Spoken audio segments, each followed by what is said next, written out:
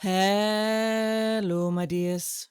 My name is Joanna, and I welcome you to Johanna Taconis, the Deconstruction of C-PTSD podcast. In this episode, we will talk about 9 methods to counter PTSD, as in which methods help us go up against PTSD and fight it. The heat really isn't helping, especially with brain work. So more than ever, if you have any questions or something is unclear or the like, please let me know. Knowing how to turn the table changes almost everything. So let us talk about it. Before we get into the methods, we have to do preparations first.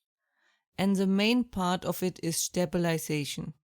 The other methods we learned in the last 2 episodes will help you with that. You shouldn't fight when the ground you are standing on is wobbly at best. Stabilization has several benefits. The symptoms are less, you are more rested, have more energy, are not as vulnerable, can react better, and so on. The core aspect of it is routine. The less your brain has to think when what has to be done, the more it can focus on other things. Additionally, it gives stability by providing a framework. Brains love that. Now, it doesn't have to be very timed routine with exact times, but something like I get up, brush my teeth, eat breakfast, be productive, and so on. This leads usually to the second most important aspect, that is taking care of yourself, at least as much as you can. Getting rest and good food is energy which leads to being better able to counter PTSD, as much as you can, and it will have to do. This time we will separate the methods into 2 blocks. First, we talk about methods for finding the enemy, and then about methods how to best fight them. Now that we did what we could to stabilize ourselves, we are looking for the enemy to fight him on our own turf and rules instead of his. Doesn't really matter if it's a trigger or the trauma core itself you are looking for. Once again, adjust and see what works. First, listen to the symptoms. The nightmares, the voices or thoughts in our head we daydream about, and so on. They all usually have a theme or the like, which is usually where the best next target is located. So listen and see if you can see a pattern. Second, tap to find something. You ask yourself section question and then narrow it more and more down. Like, I have no issues with violence. If you feel a negative feedback, especially in the chest, keep digging until you find it. Third, ask why questions, which is my favorite and most reliable method. Keep asking why. Don't stop at excuses, but until you find what is truly bothering you. A strong emotional reaction is usually a good hint you found it.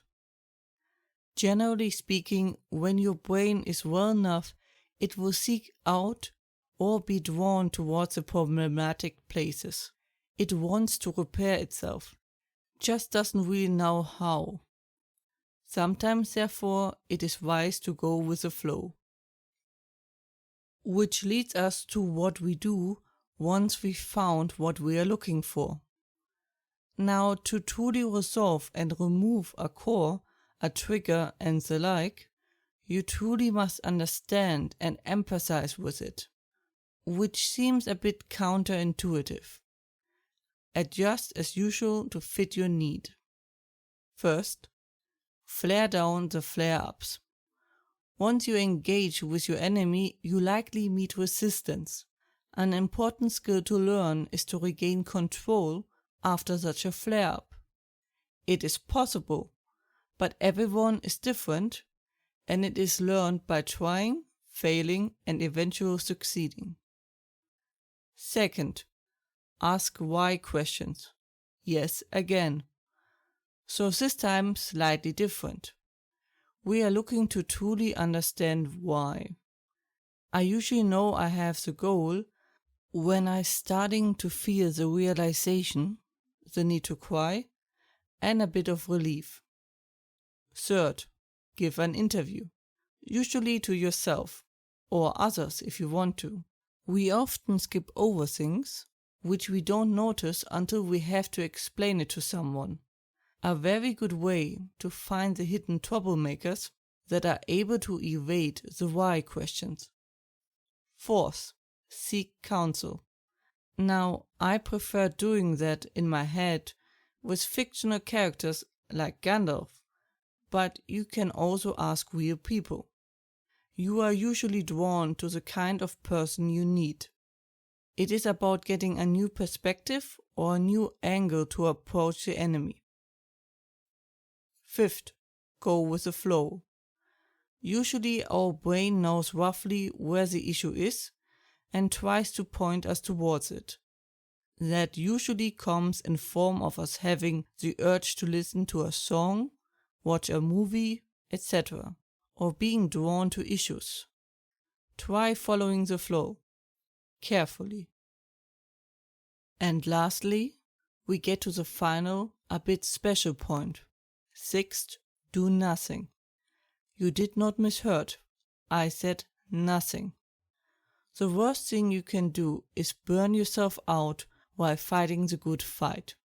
It makes you have an open wound, an active PTSD, and a high vulnerability.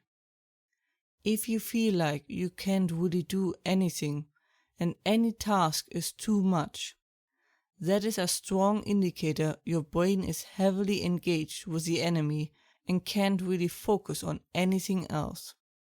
Then the best thing you can do is let the brain take charge and just relax. At least as much or as far as you can. I spent hours watching a wall sometimes. Time just flew by and I sort of woke up hours later of staring. This topic is so important and crucial. So please, if you have any questions, let me know. That was it for today's episode. I hope you found it helpful. Hope you are safe and well. And, as always, if you have any questions or feedback and the like, please let me know at contactme@johannatakonis.com. More information and transcript you can find, as usually, under johannatakonis.com/podcast/ and links are in the description. I hope to see you next time. Watch yourselves and have a wonderful time.